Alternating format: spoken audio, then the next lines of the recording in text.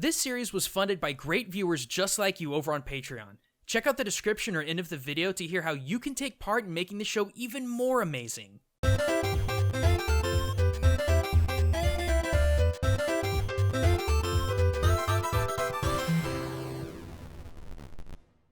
Hey everyone, Gaijin Goomba here, and welcome back to another episode of Which Ninja? A series that looks at media's most popular Shinobi to see which are good and which are bad.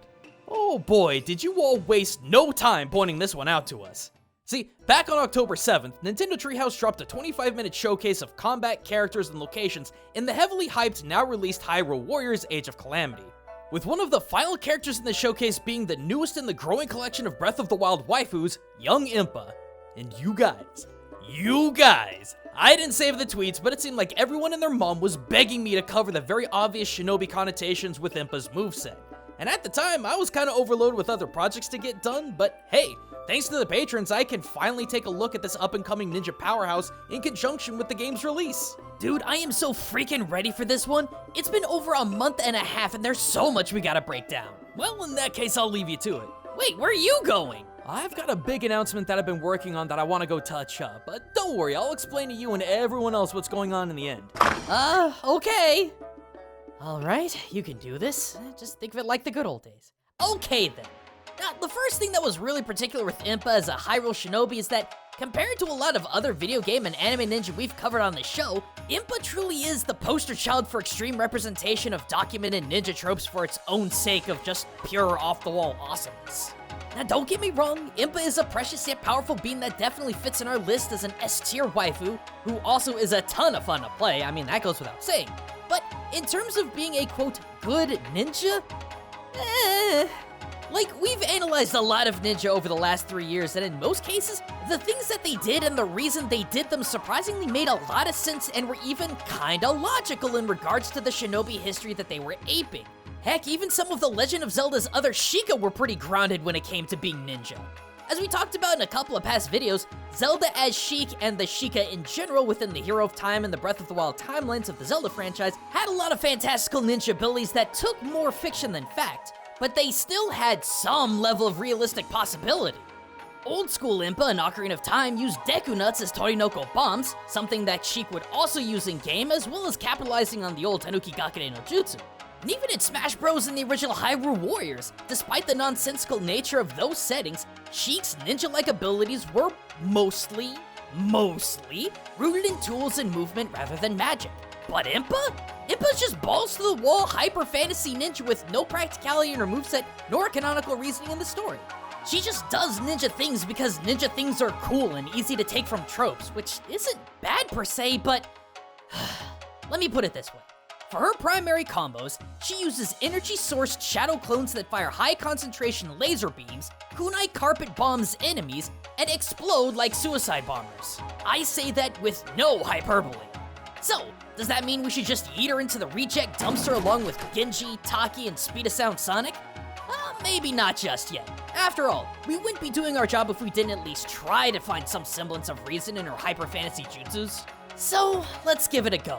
Well, we gotta start off with the biggest elephant in the room here, Impa's unique trait, her energy clones. Now in game, Impa's unique ZR ability has her placing symbols on enemies, which she can then use a heavy attack to break and gain 2 energy clones per break, maxing out at 8, mimicking her every move and adding a lot of extra punch to her combos. Now, this is nothing new to the series. Back in Breath of the Wild, Link had a showdown with Monk Maz Koshia, who also incorporated this technique. But I think we all know where this is really from. The Bunshin no Jutsu, or alter ego technique. A staple trope with Shinobi in popular media where a ninja would create the illusion of splitting up into multiple copies of themselves, theoretically executed in one of 3 ways.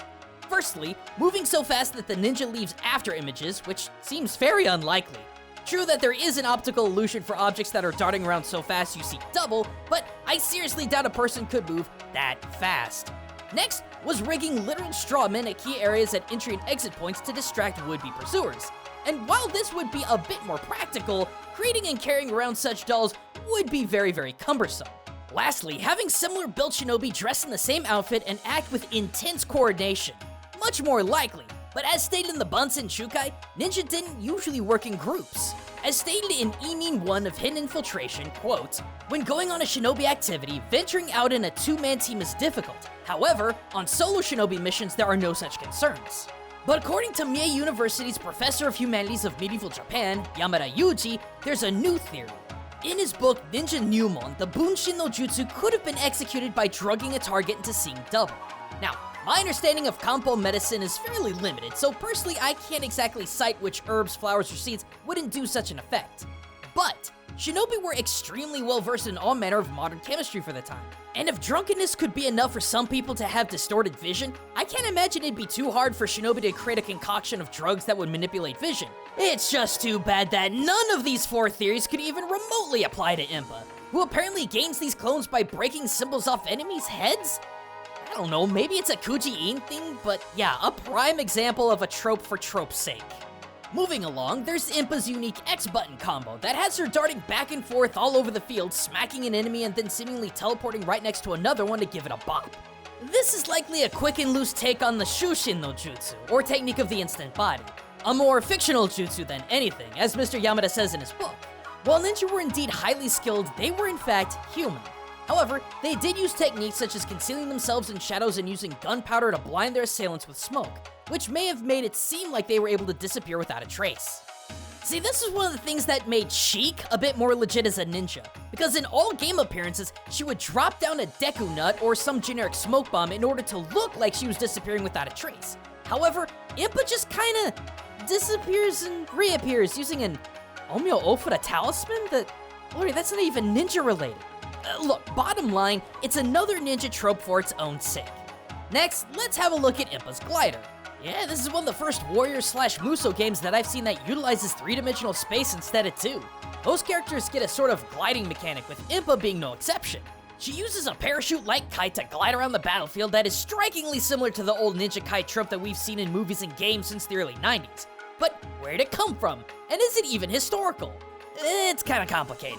The only text-based evidence that gives any legitimacy to the tool comes from the Koga Ninjutsu Gokuhi, a book created by the Akutagawa family, forefathers of the better-known Koga ninja. Now, it's said that a member of the Akutagawa family, Genzo, assisted Minamoto no Yoshie in the assault of a castle where he strapped himself to a massive paper kite and dropped bundles of sparks and live coals on a said castle in order to start a sabotaging blaze, a tactic that Impa recreates in-game to a T with her glider and explosive kunai. Now, this isn't to say that folks in Japan were incapable of creating massive kites. I mean, the Yokkaichi Giant Kite Festival in Shiekah proves that. But there aren't really any other physical pieces of evidence that can legitimize this text. After all, like so many other shinobi tactics, the Akutagawa family passed on knowledge only through oral tradition. And as far as Impa's kunai carpet bombing goes, I suppose it could be loosely taken from the story of Genzo, considering both of them are dropping red-hot death on folks, but it still feels like another trope for trope's sake. But give credit where credit's due, ninja did have explosive projectiles, just not kunai.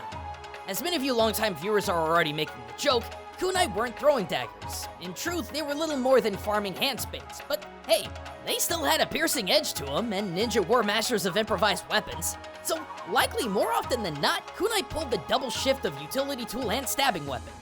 Really, the closest thing to an explosive kunai that ninja were said to have were the kashaken, or flaming shuriken. Around a shippo 4-pointed shuriken was tied a thick rope and in some instances a gunpowder charge. Once lit, the projectile could have been used as a tool of arson or even be detonated if the charge was large enough. Still though, Impa's implementation seems a little too high fantasy. I mean, where would the ethereal clones even keep those? Or how would they even get them in the first place? Or how would you even have ethereal clones? See my point? But on the topic of explosives, let's just have a quick look at her standard ultimate attack. The stacking of bomb barrels on an enemy and just detonating into a huge blast.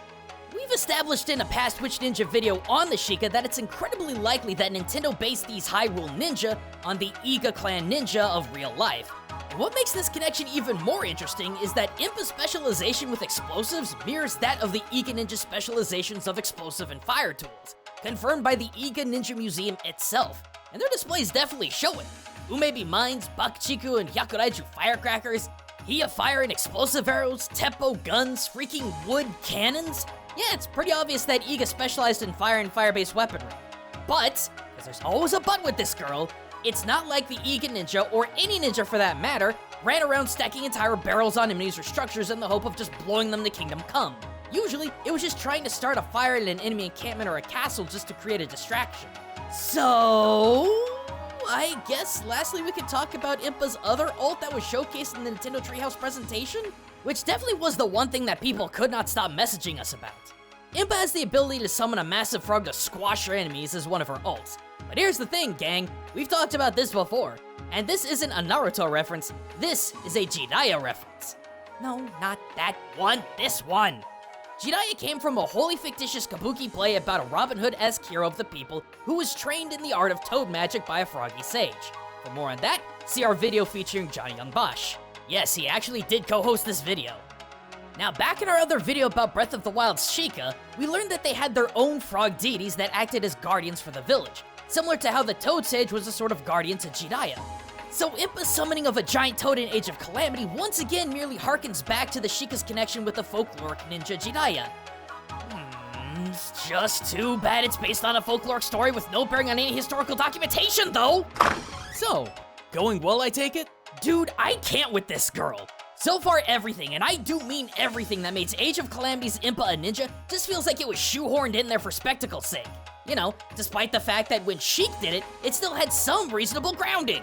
Well, I can think of at least one thing that really clicks well. You ever consider Impa was Hattori Hanzo? Wait, you mean? Oh, crap, that works. See, we already established earlier in this video that the Shiekah of Kakariko Village were both in fact ninja and personal guard to the royal Hyrule bloodline, which in turn was likely inspired by the relationship that the Shogun bloodline of the Tokugawa had with the Iga and Koga ninja clans. See, during the Sengoku Jidai Warring States period of Japan, Ieyasu Tokugawa, future permanent unifier of Japan whose bloodline would run the country from 1603 to 1867, had Hattori Hanzo Masanari, leader of the Iga clan ninja, as one of his retainers, a loyal advisor and friend, a relationship that is eerily similar to Impa and Zelda's in-game. It's long since been established that Impa was the leader of the Kakariko ninja, as was Masanari to the Iga ninja. But now, with the advent of this game and the expansion of Impa's role as a retainer and friend to Zelda, nothing could legitimize Impa's inspiration of a real ninja more than this. Well, dang. That's actually pretty good. So, you want to see what I've been working on? Sure. Okay, close your eyes and... What is this? Hey, you said you wanted a makeover, and we always did joke that you were a VTuber before they were cool, so with that trend going the way that it is, I figured this would let you stream live once in a while. I'll have to work on your live voice though.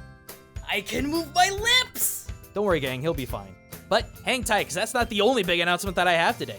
By now I'm sure you've noticed that I've gone from 3 uploads a month to just 2, and while in part I'm doing that for my own mental health, which I desperately need, I've also needed to divert time to something that I've been working on for a while now. A brand new channel called Gaijin Perspective. Well, I've tried to do some more IRL content about my experiences in Japan or hot takes on weeb topics, they never really meshed well with my core content on analysis of games and anime. But that didn't mean I wanted to give up on the idea. So everything from why I call myself Gaijin, to my experiences abroad, to my spicy takes on anime, you will find on this channel. I got 2 hefty videos on it right now, but trust me, more will be on the way. I'm also working on one other big project, but that's still in the development stage at the moment. However, I will let you know more as it develops. I have to reiterate though that none of these new projects would have been possible without my patrons. Y'all are the reason I can try new things like this, and you better believe you'll be rewarded for your support and kindness that you've been giving me for years now, including early videos and updates for all these new projects as they develop. But no matter what new projects we undertake, we will never stop bringing you culture through gaming and anime. But until next time everyone, this is Gaijin Goomba, signing out.